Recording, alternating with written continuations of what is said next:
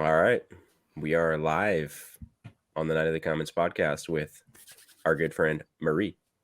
What's What's up, going on? Marie? What's up, Marie? Hi guys. I'm Hey, so can we do excited to that? talk Hi, more Marie. about Can we do that thing again?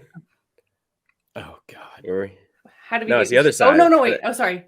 Nah, you can do both. Kevin, you gotta go the other way for me. You gotta go the other side. I need something over That's here, me. dude. To me, I am on the right side. All right. Yeah. I'm in the middle Yeah. and the bottom, so I'm touching y'all. no one's touching me on this side. I'm touching. How's everyone? How's everyone doing? Good. How are you guys? Just a regular Monday for me, Kevin. Is it Monday? It is Monday. It is. Yeah. Wait, is it? Yeah, it is. Yes. Okay. Yep. Just I'm all right. yeah. I guess I'm all right. Yeah. You know what I'm saying? I'm very brain foggy. Mhm.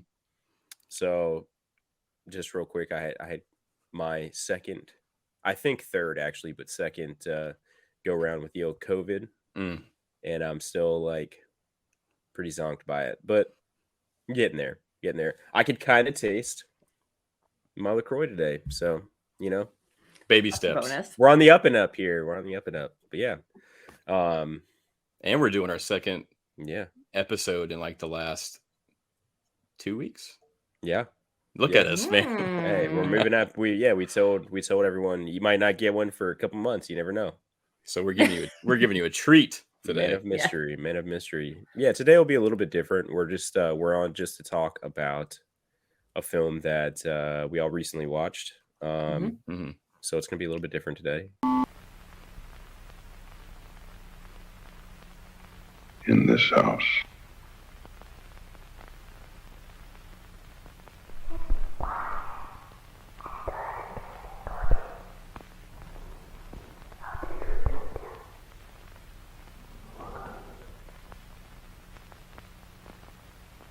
In this house.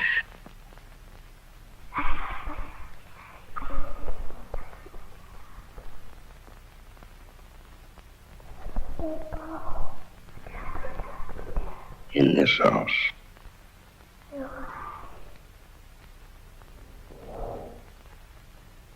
It's gonna be fun to discuss this one because it's Very divisive. Yeah, Very very. divisive. Very it's the best word for it. polarizing. Yeah, polarizing's a good one too. It's nothing like I've ever seen in a film. Mhm. And Kevin and I were just talking. It's not a movie. It's not. I would not call it a movie. But yeah, it's something. All right. It's more so just like a very odd experience, and I think that's why it's so divisive. Is because it's not a movie.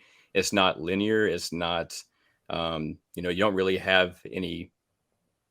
Well, I mean, you have a couple of cast members, but you don't really see anything. It's very experimental, and I think you either can resonate with some of it, with some of the themes and some of the metaphors in it, or you can just find it totally boring. And I totally get both sides of the coin. But I just think it was a refreshing thing for me, despite it being a very, very slow, abstract burn. I am excited to kind of dissect it and see what you guys pulled out of it. You just like it because you're in it. Yes. Damn right. Got him. Me. It's about me. It's me. It's like when I was watching it the first time, I was thinking about it. I'm like, Kevin, this is gonna hit Kevin differently because it definitely of the character. did. No, it definitely like all jokes aside, it definitely did having my name in it and having some things that was like, whoa, that was kind of trippy because it reminded me of being a kid, and so I'm kind of excited to talk about that a little bit. Yeah, as soon as I recognized that, I was like, that's like when you said that to me initially after you watched it about it, some of it kind of resonating. I was like, okay, yeah, I get that now. It's it was one where I had to pause it a couple times, and I didn't walk away. I just like paused it and sat there, and was kind of like, okay, do I need to like rewatch that part? Like, did that mean like, am I missing something? You know what I mean? I just kind of had to sit there and kind of like take a breather and cut it back on. I think I did that 3 times throughout it. because it's a pretty long film too. Yes. Especially for like a film this style. I mean, an hour 40 something is, I mean, it's a long movie regardless, really, anymore. But yeah, especially for like the type of movie that it is. But I was watching an interview with the director, Kyle Edward Ball, and it was originally a much longer cut, a much slower cut, but they trimmed it down. They did it. I think the movie's exactly 100 minutes, which is standard for to get into film festivals. Like it has to be 100 minutes exactly. Oh, wow, I didn't know that. Oh, Huh. So I thought that was pretty interesting. It made the rounds on film festivals, right? Like it was, I think it was presented at several. I just don't know which ones, but I know that it was like all over the place at film festivals. When did you watch it, Marie? Like very recently, or like a couple weeks ago? Yeah, because you watched it first. Yeah, I think I watched it maybe like 2 or 3 weeks ago the first time, and then I watched it a second time on Friday. Okay. I think it was. Yeah, I watched it. Yeah. Did I watch it Friday or Saturday? I can't remember when I messaged you. You watched it Saturday. Saturday. Okay. Oh. Yeah. I rewatched it Saturday. The first time I watched it was like the night after Marie watched it. So I've been marinating with this movie for a little bit. Marie, I have to say, I hope that you don't like conjure some weird shit up with your sweatshirt while we're on the cast, you know. I know. I'm like, how could you? If something started moving on it, but I don't know how it would be moving. Oh God! If you see any weird lights or fluffs floating around letters, let me know. Yeah, if I wear a shirt like that and like have an itch and like conjure something up, you know. Yeah, exactly. Have an itch. Oh my gosh. Well, I guess since you just watched it for a second time, but just because it's really fresh in my mind, I think my big thing with it was, and just the preface, I enjoyed it, but not in a way, not like how I would enjoy a movie with like a linear plot. Right. I enjoyed it because it was something much different than I've really ever seen.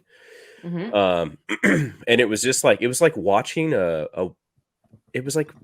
someone do, now I can't think of what it's called, but do you ever remember like the art pieces where people would like live inside those like little tiny like storefront boxes, basically? Like performance art? Yeah. It's almost like performance art. That reminded me of like the Sticky Bandit and Home Alone 2, where they're living inside Duncan's toy chest, those little houses. That's exactly where my mind went to.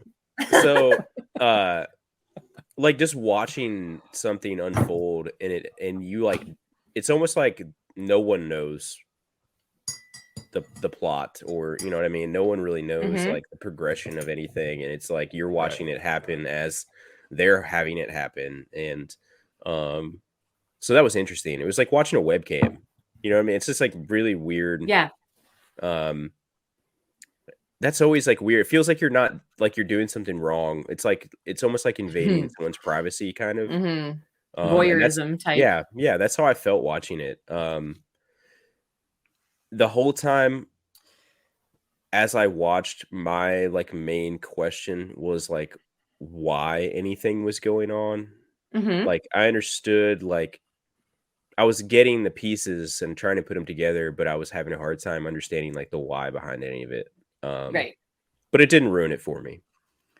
Yeah. I think that's the fun part about this movie is like, I think there's so many different directions you can go depending on your experiences throughout life and like your nightmares or your family issues, things like that. So I think there's a lot of symbolism and metaphors, but it's really up to your interpretation. And I think that is why I appreciate this so much, because it was a refreshing watch from like the over kind of like hyper processed stuff that we're used to getting. You know? Yeah, I agree, man. Did you I gotta throw him out there because I laughed when you told me about Mike's rating. Yeah, let's talk about our boy Mike Bitch's rating. What's up, Mike? Oh, Mike. I'm sorry, Mike. I get a half star. Well, so we were on the Scream live watch, Mhm. myself and Marie, and we were trying to like preface it to Mike. We're like, look, it's a very different film. It's a very slow burn. Yeah. You're either gonna like it or you're really gonna hate it. And he's like, I can't Yep. wait. I'm gonna give it. I'm gonna watch it tonight. I And mean, lo and behold, his letterbox review pops up, and it just says 2 words: "I can't," with a 1 star. and then his caption said, "I was being nice too," or something. Mhm. Yeah, Yeah. Yeah, yeah. very It's not for divisive. everybody. It's It is. very It's very divisive. divisive, and it's When I no. Go ahead. Go ahead, Marie. Oh, the first time I watched it, I remember pausing it 15 minutes in and being like, "How is there so much left?" Right? And it's Yeah. still even though now I appreciate it more than I did the Mhm. first time I watched. I wouldn't say I really like this movie, but I really appreciate it for what it is, and I appreciate what the writer and director has done, and how it was like a $15,000 budget, and he's made like 1.9 million or 1.9. Yeah, something. That's it's cool. crazy. So that's amazing. But I remember when I first watched it, I was like, there's first of all, my initial feeling at the end was if this movie was a half an hour long, short, everything tight, I feel like it would have been amazing. But I was just like, this isn't a movie. I was so disappointed. I think I had such like I hyped it up in my mind too much. It was kind of my fault. And then when I went into it, I was like, oh, this is an exaggerated um product of what I thought it was going to be, but exaggerated in a way that I didn't want. Mm. But after talking to Kevin about it afterwards, Mhm. he made me think about it in a different way and made me appreciate it more. Mhm. So then when I went in the second time to watch it, I wasn't expecting anything, which I think was so much better. And I could Yeah. just like really focus on what is he trying to tell us? What does this all mean? Is everything left up to interpretation? Because after discussing it with Daniel on the Not a Strong Start episode we did about it, Mhm. there's one thing about this movie that we both were like, well, this part makes it like it's not an interpretation and we can't interpret it whatever way we wanted to. And I'll get into that later. But I'm very much in the middle with this movie. I appreciate Mm. it, Yeah. but it's also like I don't know. I'm both. Yeah. It's not a movie that I love. It's not a movie that I can ever really watch again. I've seen it twice. Mhm. I might watch it like down the road, but I appreciated like the long runtime because it was so different and it's like very hypnotic and it forces you to like all the abstract shots in it that are just like the ceiling, the corner of the room, the floor where you're not getting to see these characters.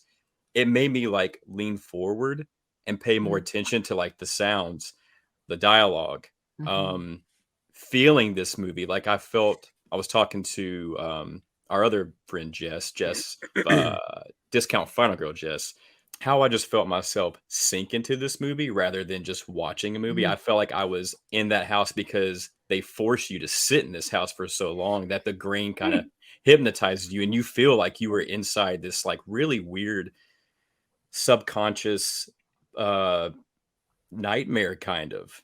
And I Mhm. like the Mhm. first time I watched it, I was heavily, deeply like saturated into this world.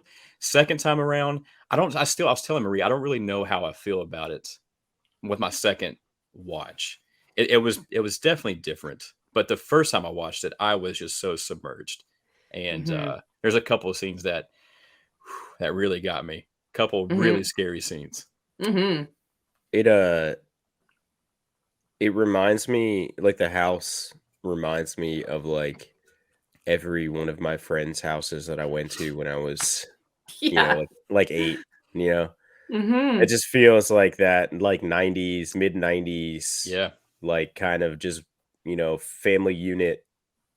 I don't know, just like one of those, like, Yeah. little homes that yeah. It is so 95, I was, like, 8, so, um, yeah, it's just weird that it like, as soon as I saw, like, a lot of the I would say within the first, like, 30 minutes, I was like, "This feels like every house that I ever, like, had a sleepover in with Mhm. Mhm. friends from school," and, that made it kinda weird. Um, I'll forget this if I don't say it now, but, you said, like, the feelings of being in that house, like, I kind of wonder if you even are in a house in that movie at that Mhm. point, like, Yeah, Is it is it purgatory? Is it someone's house? What right. is it? Yeah. Purgatory was So my choice of yeah, words yeah. too. So Purgatory. I think like my theory on it is I watched a couple interviews um with of course now I'm spacing his name out, the director, Kyle Edward Ball. Kyle Ball, thank you. And the one thing he said is like definitive is that yes, there is like a like whatever you want to call it, entity, monster, demon, there something exists, like there is something that is within this realm that they're in or whatever wherever they are that is a thing. Okay. Whatever its intentions are, like he didn't state, but he said that they're like it is its own character, but it's Hmm. you know um so Okay. I thought that was interesting. And then the big thing that really shot out to me, um almost the biggest thing was the dad, I think, saying something about the kid falling down the stairs. At the very Yeah. beginning. And I think that maybe it's like a sleep paralysis demon, like a sleep demon, like the kid's like unconscious, Hmm. Hmm. and this demon is trying to like lure him into and like scare him to the point to where he can get him, and I Hmm. kind of think maybe that's what it is. And sometimes I like I it's almost like kind of a like an Insidious vibe, but Hmm. Hmm. um which I think scary as shit. So, um, I kind of like that idea. Instead of like, it's always like, oh, he's dead. Like every Hmm. movie is like, Hmm. like that whole vibe. I don't think that's for me. I didn't get that. I got more like he's dreaming these things, and Yeah. this entity's trying to get him, pull him in to this realm. Hmm. That's what I got from it. But yeah, don't know. One Don't. of the theories is that he's in a coma. That's one of the theories of the Okay. whole Yeah. movie. And I personally I didn't like that because I feel like it's almost like a cop out and it takes away some of the depth of what I actually thought this movie was trying to say.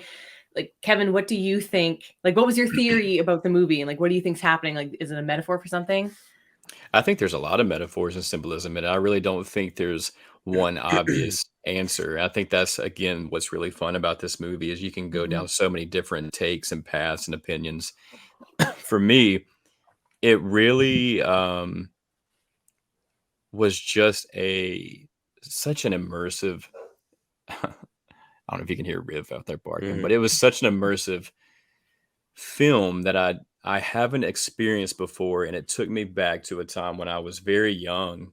And Burke, you were talking about the the aesthetic and the interior of the house just looked so familiar, and that was something that registered with me like instantly. And so the house felt very familiar to my grandfather's house, and I grew up Mm. going over there a lot.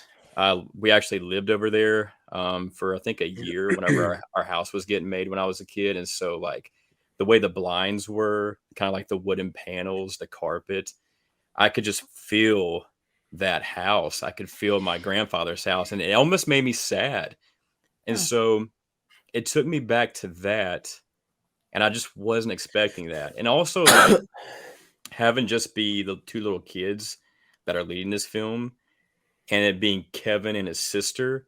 Like I have a sister, and it just felt very like um oddly dedicated to me, and it was just a very weird experience. And so I don't exactly know what this movie's about, Mhm. right? And I think there's so many things you can pull out of it, but I think there's a lot of metaphors about neglect Mhm. and maybe some child abuse. I think it's such a it's a film that at first I was like I liked it.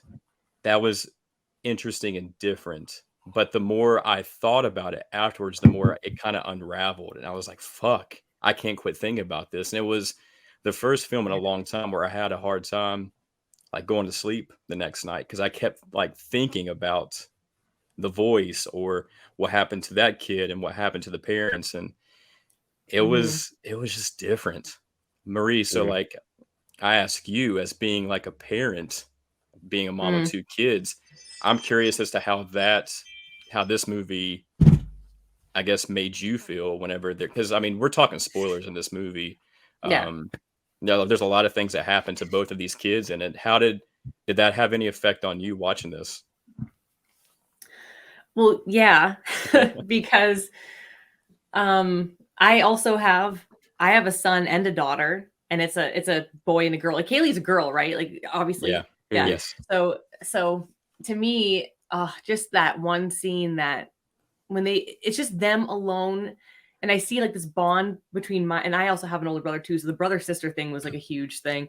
I see the bond that my kids have, and I think about if they were in a situation where they're all left alone, how they would just like band together Yeah. and find that comfort within one another. And there's that scene where it's just their voices, and you just hear them like, I love you you too. And right there I'm like, yes, something bad's gonna happen to these kids, man. Like they're not making it because they wanted you to get attached to them. And that one little moment where they tell each other they love each other, it's like, now I'm attached to these children. Oh and my God. Yeah. That scene, I was just like, well, here we go. I'm like, why'd they have to, why? And like, I was just choking up saying that right now, because their voices are so pure and so innocent. And so sincere and believable. Yes. And they make that living room is like their safe haven. I'm getting chills. Their and little they fortress. block off, yeah. I know, they block off that hallway, that darkness. They take the couch, they put it there. They're like, no, you stay over there, darkness. And we're going to stay in the warm glow of the comforting TV.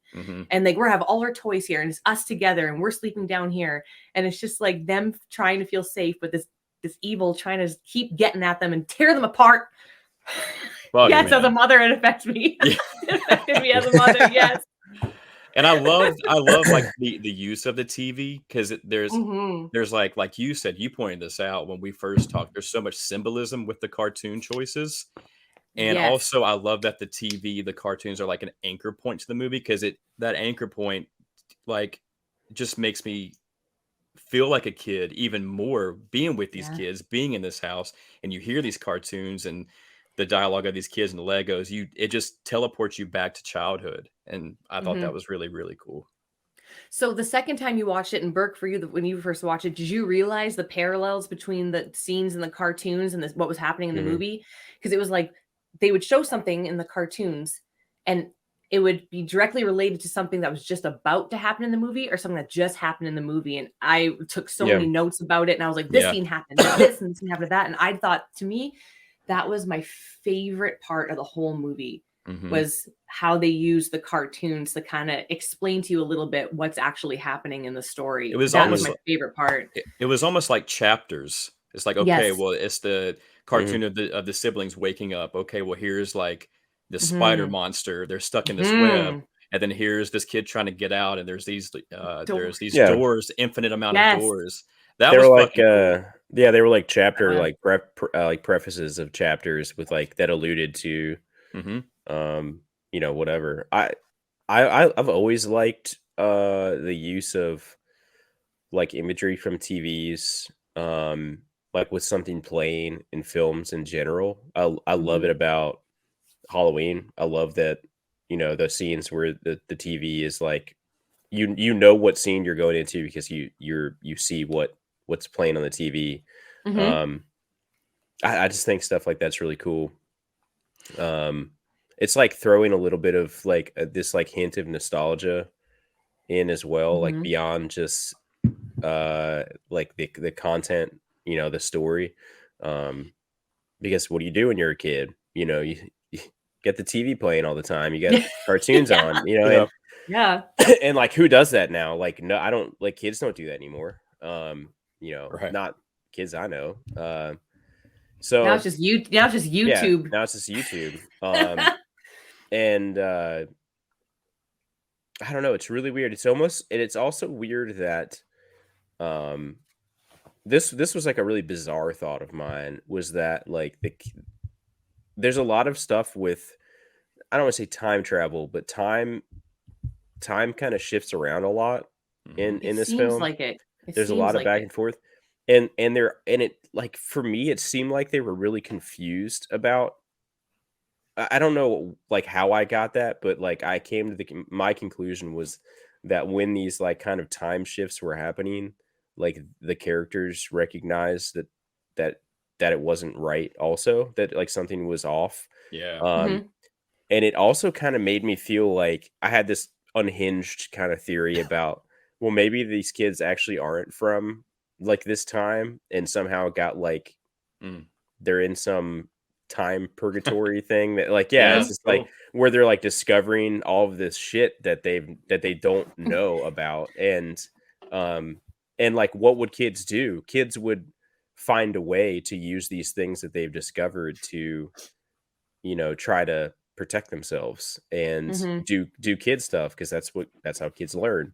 Mhm. So I don't know. I thought that was just like a super unhinged theory of mine, but like as I watched, I was like, it's really weird the way, like how purposeful some of the like for me very apparent like shifts with time were. So Mhm.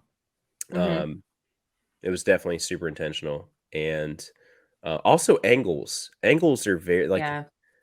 there's never Mhm. anything square. Like everything is almost always angular in some way. Like the shots of like ceilings and floor, like like just freaked out. But angles are like very important, and I don't know what that means, but I like there's definitely something there. There's some reason why Mhm. beyond just like, oh, this looks good.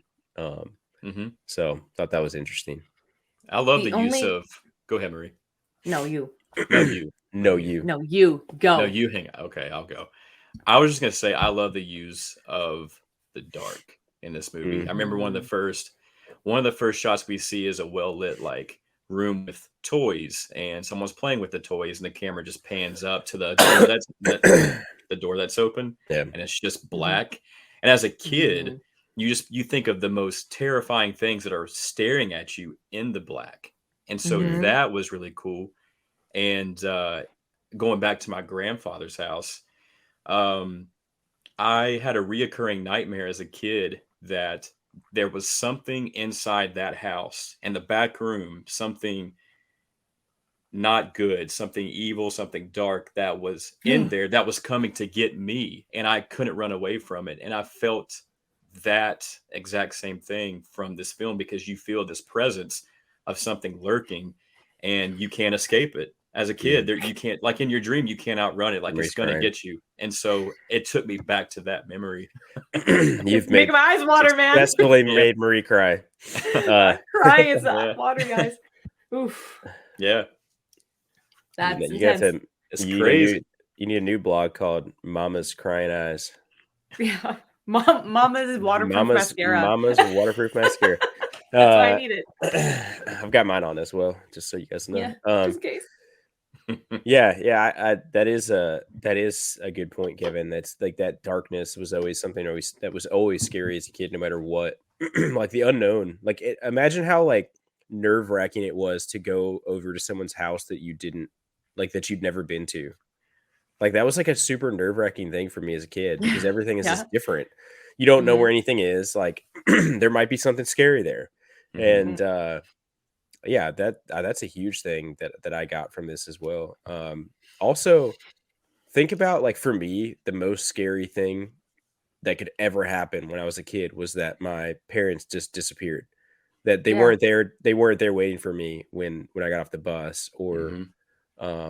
or I woke up and they were Mhm. gone. I couldn't find them.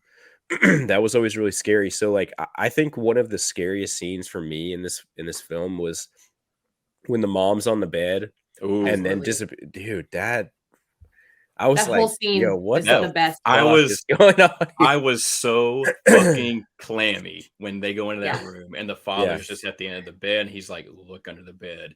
And Ugh. you're waiting to see something, but I Mhm. love that you don't see anything and it's Mhm. just this very, very, like, atmospheric, deep sensation of fear that is permeating inside this room, and then the mom is all of a sudden at the end of the bed and just her voice where she's like, "Kaylee." I'm like, "Fuck, Yeah. man." Oh, yeah. So No, not scary. cool. Yes.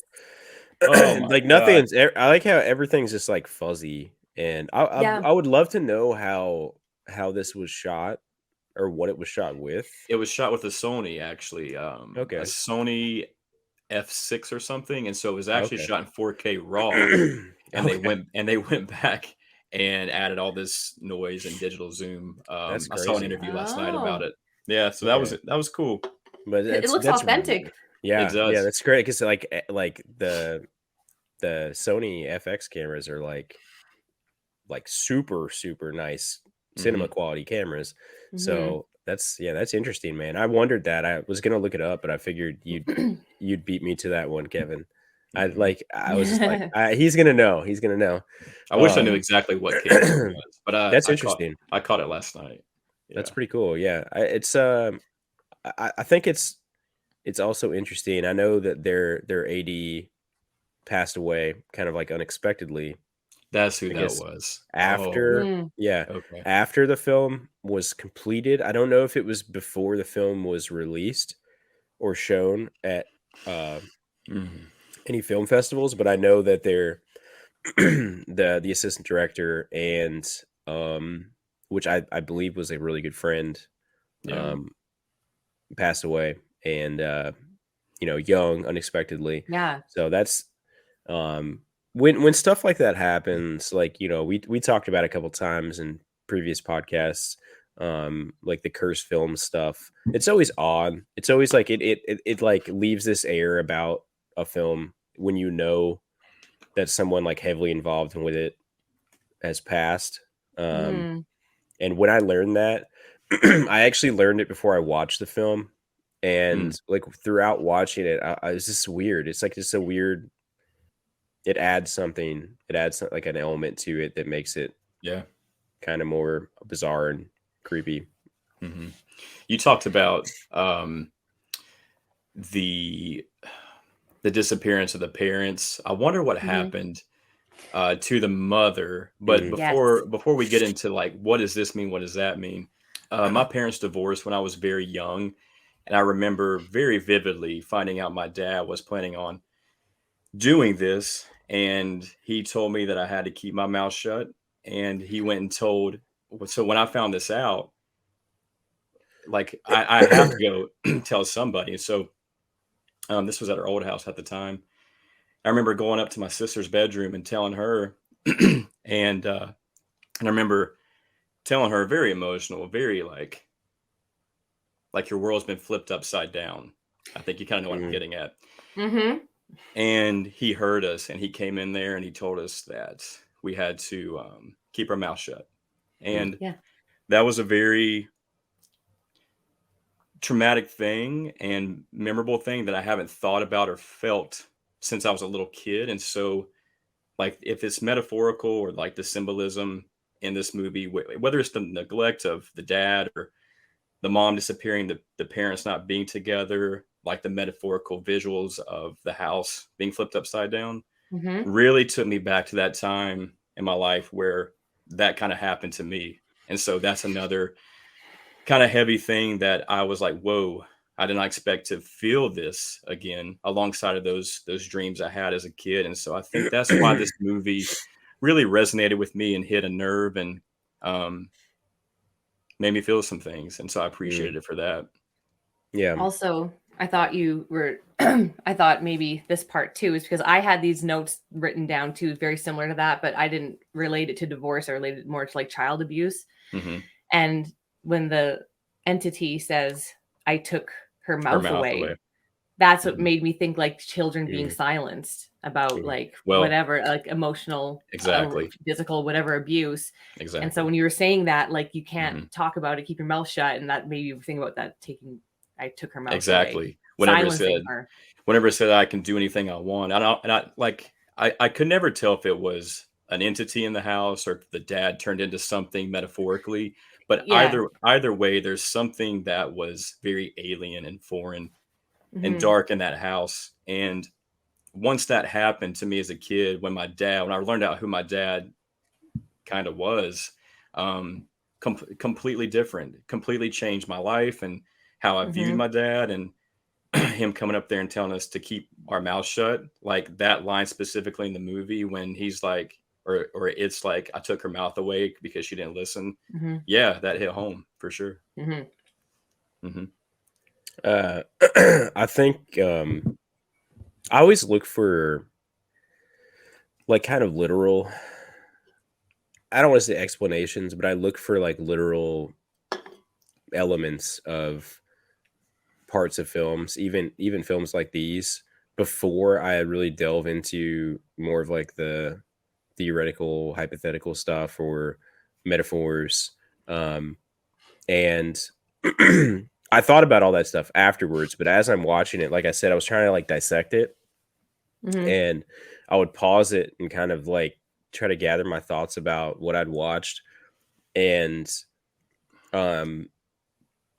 just from, I love paranormal stuff, and over and over and over again, a theme with paranormal things and relationships is that sometimes these entities, whatever they are, can really like drive people so far apart and make them so different by oppressing them and really turning them into different people, or exposing their flaws to everyone, and kind of turning them against everyone else.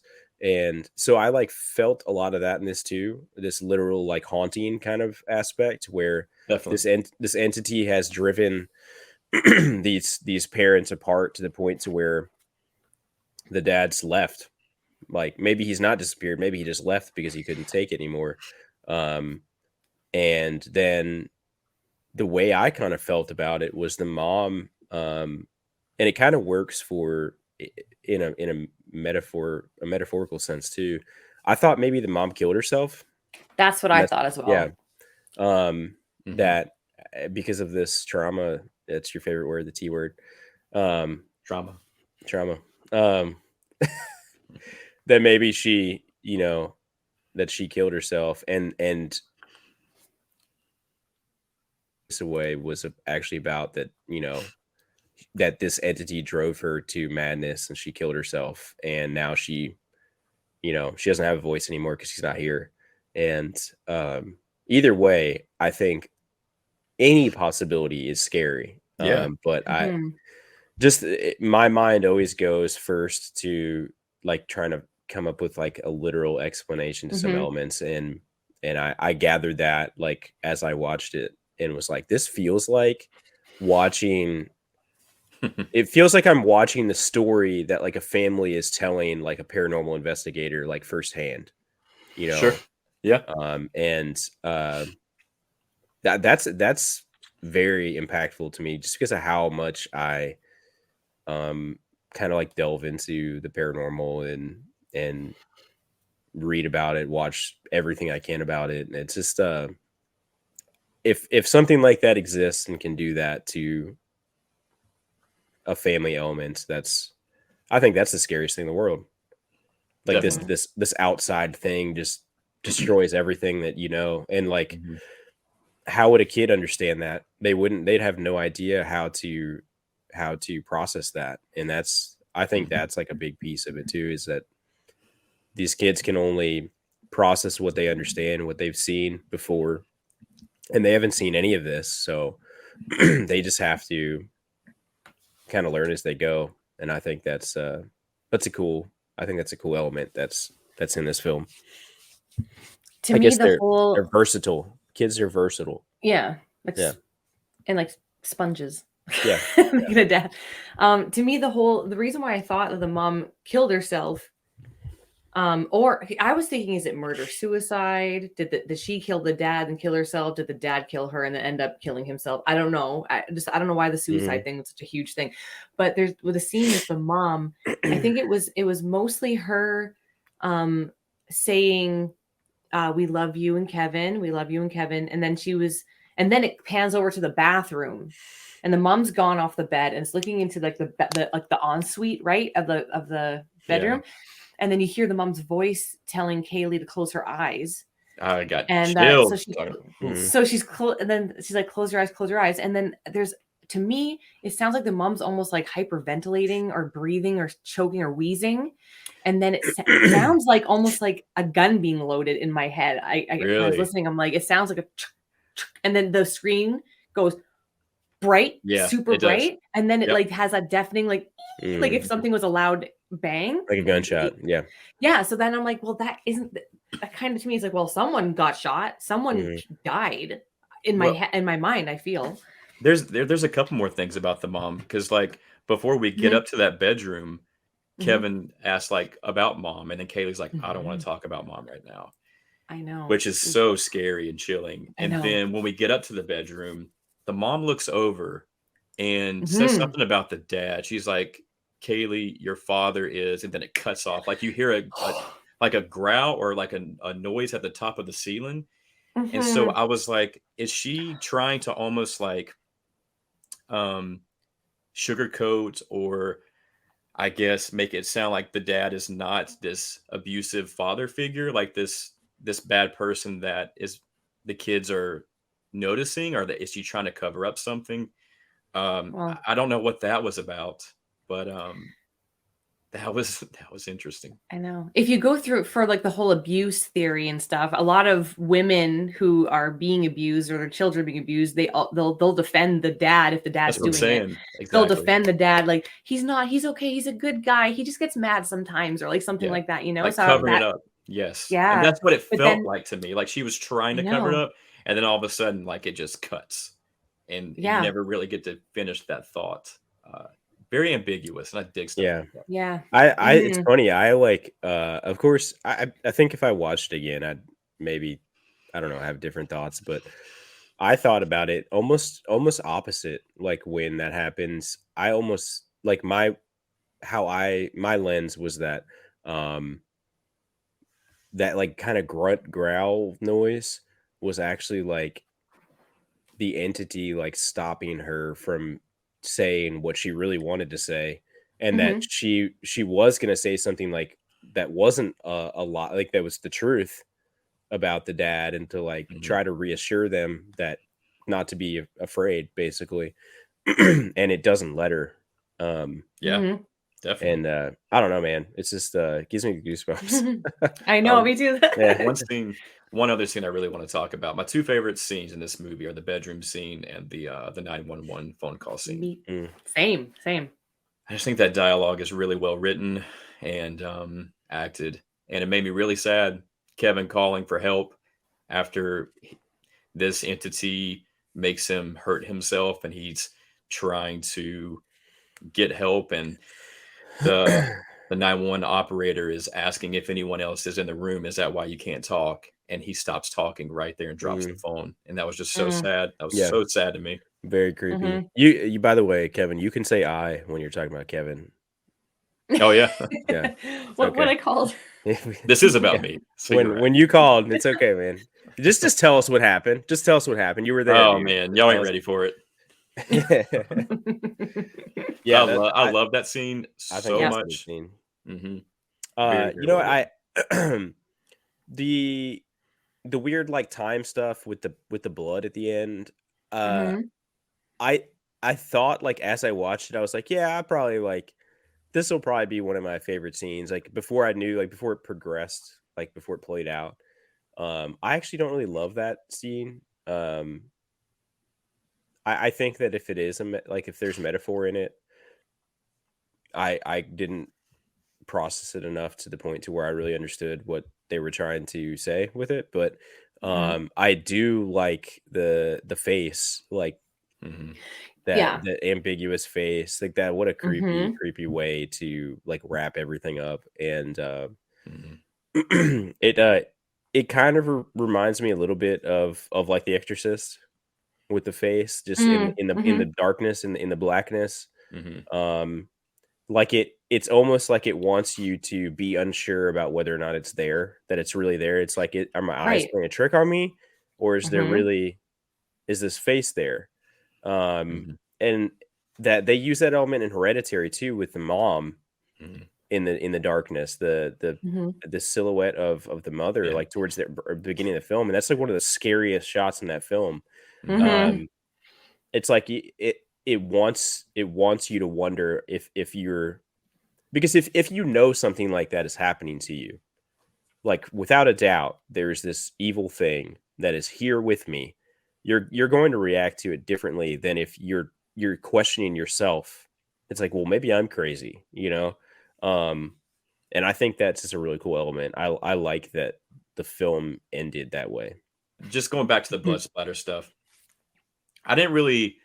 get, I guess, really any metaphor out of that. I just felt like that was another part of this weird abstract fever dream nightmare, because like the windows are removed, the toilet's been removed, and then you keep having these repetitive things happen. And so I think that's what my interpretation of it was. So that's all. Okay. Yeah, man, they remove a toilet. I'll tell you what, it's gonna be a bad day. Well, that's why I had the whole purgatory stuck in between places feeling, because I'm like, you don't need the necessities. You can't escape, and you're not going to go to the bathroom or eat or anything. So you don't need to poop in purgatory. No, there's I no don't pooping think in so. purgatory. You're just full of shit in purgatory. Poop free zone. The blood splatter, if I could think of a metaphor for the blood splatter over and over again, is just like how people have trauma and traumatic events that they replay in their head, time-stamped. Trauma. Yeah. That's the only thing I could think of for that. Yeah, I can see that. Yeah. Mm-hmm. Well, what I was going to say is, please. That's actually really good. That's really good. That's the only thing I can get out of it. But I need to ask you guys, please, explain to me, if you have a definitive way to explain this, why 572 days? What do you think? Why was that number put in there? 572 days of what? What does that mean? Please. Well, not to let you down, but I actually didn't really even think about it all that much. Okay. I did. You're just smarter than me, Marie. No, I've watched it twice, and I just discussed this on another podcast episode. So, and we were like really giving him hell for this 572 days. We were mad about it. But go on. The only thing I can kind of think of is like, because this movie really takes its time and submerges you into this very heavy fever dream nightmare, that maybe having it take so long, 572 days, maybe that subconsciously makes it feel even more like you're in limbo with it, maybe like it's just an ever long kind of a thing. That's the only thing I can think of, but it is weird. Did you guys think of anything of what the hell is going on with the days? The only thing that we could think of is that, because that one theory of him being in a coma is that he's been in a coma for 572 days. The coma, yeah. That's the only thing. But to me, and to Daniel, because what we did is we read a interview, and he's like, "Oh, this is up for interpretation. So this is your movie now." And it's like, no, dude, you know what that number means. Why is it there? Why that number? Because every theory I had before thinking about it, and I thought, I'm like, yeah, I cracked the code of this movie. I think it's about this. This is what it means to me. And then you put this date, this number in there, and I'm like, okay, but what? 572 days that the entity has been there. 572 days that they've been dead. They've been asleep. He's in a coma. 572 days since of abuse. Like, why? I wanted to know, like, why that number. Ooh. I don't know. I was watching an interview last night with him, and I wish I wouldn't have watched it, because the interviewer was asking him about certain elements of the film, and he's like, actually, I don't want to get into it too much, because I think that's what is the most fun about it, is whatever the movie is what it is for you. However, there's things he wrote in the script that are just random, that don't really have any significance. I was like, ugh. I wish I don't like that. I don't either. I want everything to have a meaning, and I want to know its purpose, just because I feel like because then it makes me feel like he's more passionate about it. Yes. If he takes any reasoning out, he's like, oh, I just thought that would look cool. Then it's like, well, then you're not passionate about it. And we were passionate about it until you just said it was all BS. It felt very deflating when I heard that. I was like, well, fuck. I don't like that. Yeah. I'm just going to try to pretend that he didn't say that. He didn't mean to say that. He misspoke. Yeah. Would you like kind of expose all of your thoughts if you made a film like this, or really any film? No, I wouldn't either. I'd probably say it, like, actually, just because I'm a jerk sometimes, probably to make people upset almost, I would probably stir the shit and say stuff that was completely untrue about my process. so that people are like, "Hey, Burke said that that didn't mean anything," but it, and then like 5 years later, I'd be like, "Yeah, well, 572 days means, just to Yeah, keep shit going." I that's feel what like I'm that's a hoping for. very John Carpenter tactic. I feel like he's It done that. is. Oh I yeah, think, Yeah, yeah, you know? yeah. He's also yeah, said he hated H2 and then said that he thought yeah. H2 was brilliant before. So, you know, Nice. never know with him, old JC. Never know. I just feel like, he could have, if it was worded a different way, like if he said, well, I put certain things into it that are very personal to me and I don't Mhm. want to share it because I know what they mean. And to me, I want to keep them to myself because it's That's what I personal. wanted him to I say. would have been like, yeah, good. I like that. He's passionate about it. Yeah. It means a Passionate lot little to indie him. movie. Hmm. Yes. Hmm. Hmm. Yeah, I would support it Yeah. more. Yeah. Still really liked it, but yeah, I want this to have a purpose. I don't want to know the purpose. Yeah. I just want to know the purpose of the days, maybe. It's so distinct. Yeah. I think I just looked at it just because I had to, but like all of the the subreddit for this film, all of the replies are that it's his time in coma, in his having been in coma. Yeah. Or unconscious. Oh, Yeah. So, I don't like the coma stuff. I don't yeah. either. Yeah. It's like, oh, so none of this is, then there is no entity actually. If he Well, said the well, I entity is a mean, real thing, well, then it's not. that's why I like my theory about the entity. The entity is real, and the Mhm. entity is using this kid's kind of like detachment from reality to lure him deeper and Mhm. deeper into its world. Mhm. So, I Well, don't know. I'm on the side of like metaphors and symbolism Me and too. big ambiguous stuff. That's what I Mhm. dig about it. My favorite scene, I think my favorite shot in the movie, um, it's towards the end, and I don't know if it's Kaylee or if it's the mom or the entity, but they go back Mm. up. They go back up to the bedroom, and there is a woman at the end of the bed, and it's just a very long static shot of her, and Oh yeah. she disappears and fades away into the static. I Yeah. thought that was beautifully done and very haunting. That was my favorite Yeah. shot in the whole Yeah, movie. that was cool. I wondered how they did that. That was like the beginning of my thought. Usually like towards the end of a film, I will start to think more. I don't try not to take myself out of the moment when I watch films. So towards the end, I'll kind of start to have like kind of lingering in my brain about like how they did certain things, how they shot certain things, like what they might have used. And I was kind of wondering like how they achieved some of that stuff. Mhm.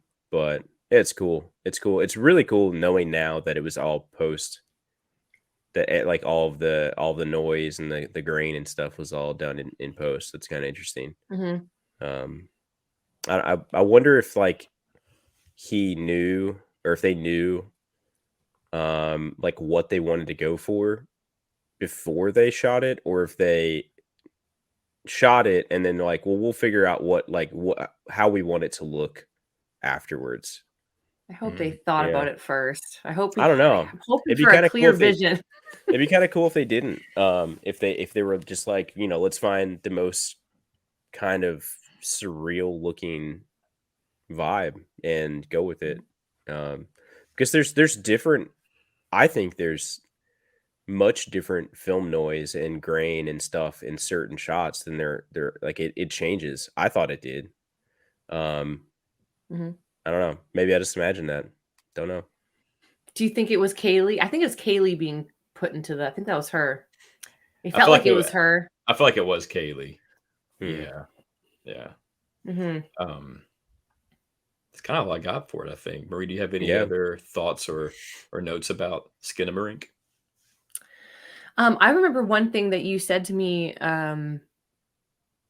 when we first talked about it, after your first watch, you said something about how the angle made you feel like you were underwater or something, and you're trying to get to the Oh surface. That was yeah, a really good way to yeah. describe it. Um, it does. Like it feels like first, it feels like a big weighted blanket.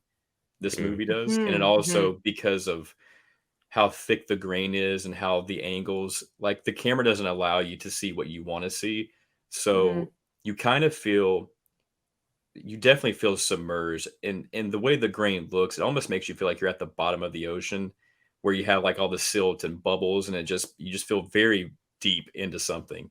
And I thought that was really interesting, and also how you don't get to see what you want to see. Mm-hmm. Kind of made me feel like I was treading above water, and there's like this this presence that's going to get me underneath it, but I'm not allowed to see, and it gave me that Yeah. sensation as well.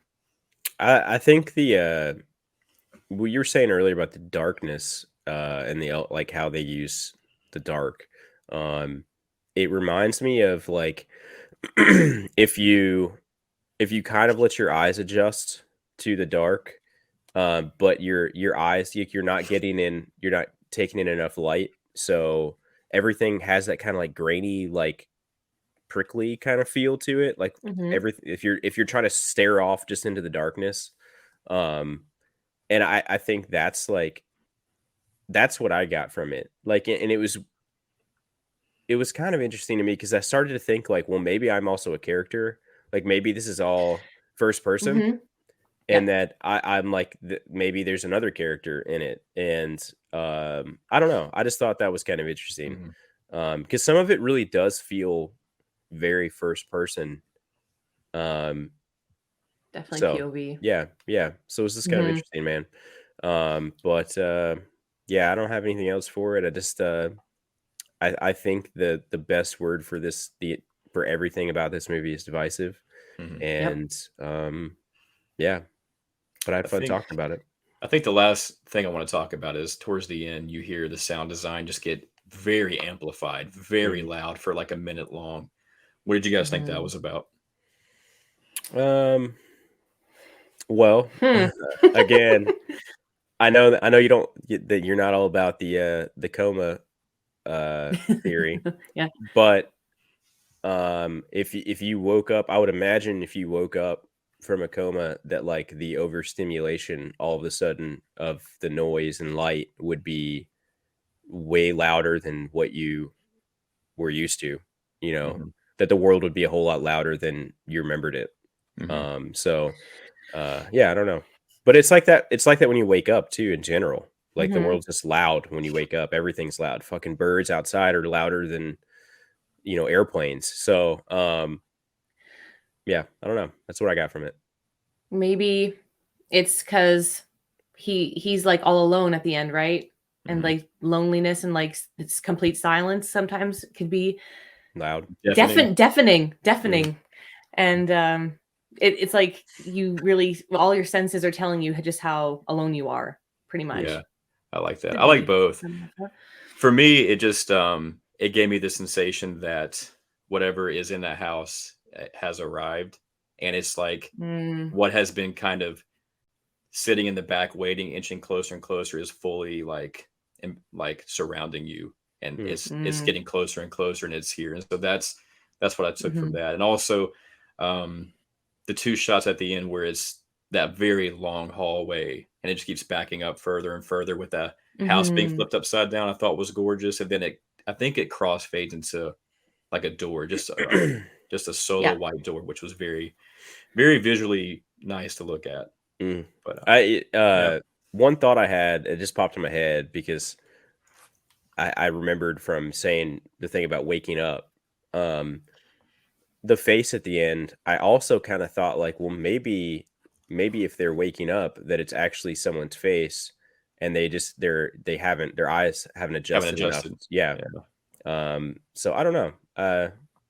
I mean, again, this you could probably come up with 2 dozen theories and still not be able to really pin anything down, which is cool, which I Mhm. think is the point. Um, but yeah, yep. It's my I thoughts.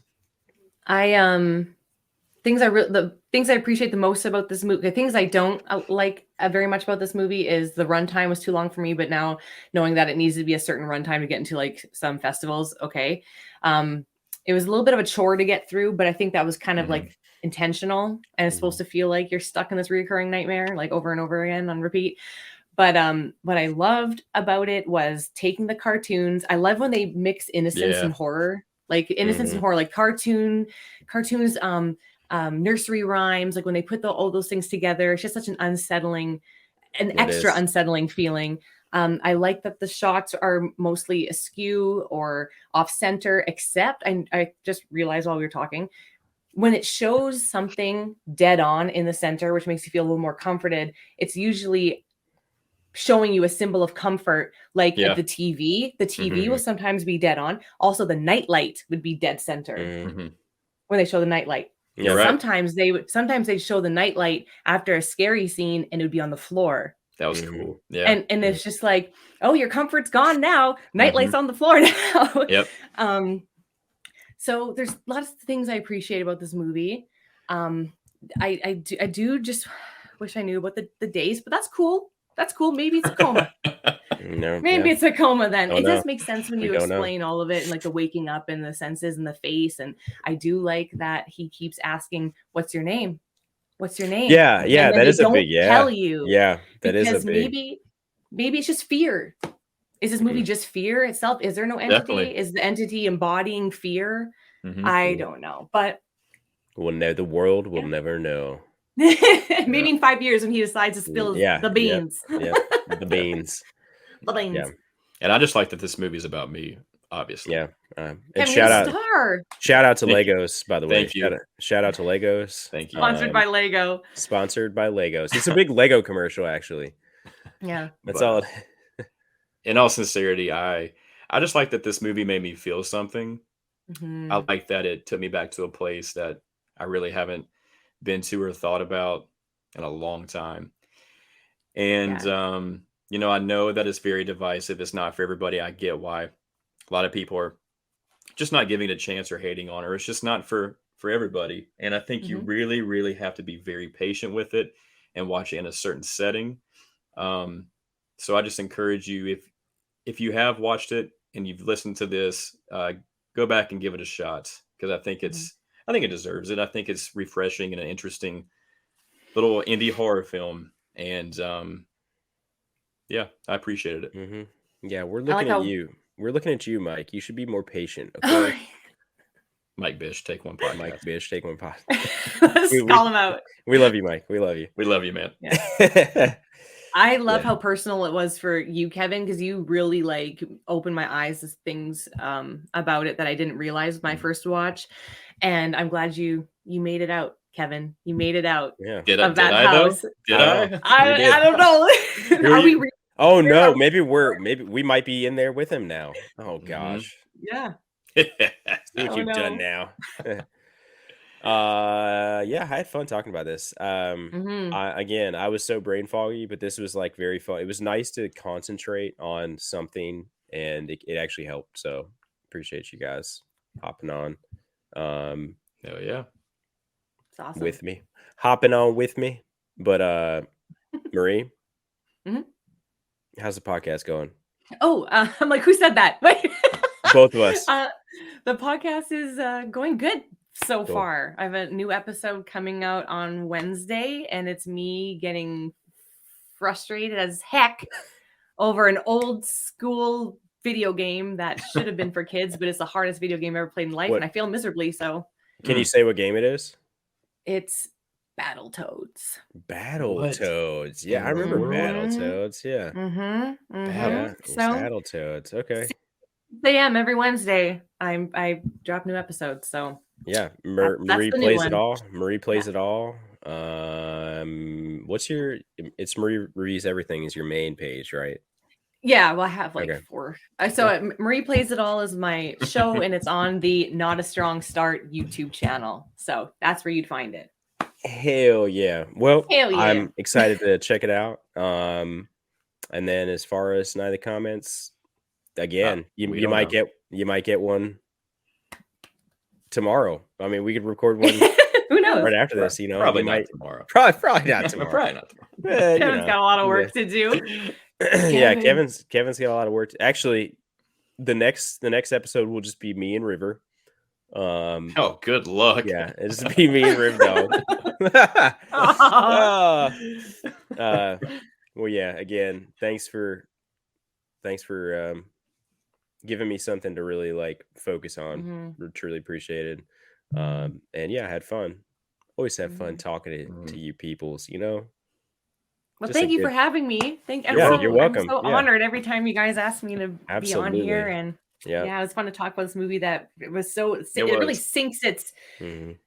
Skinamarink in you, you know? Yeah. Mhm.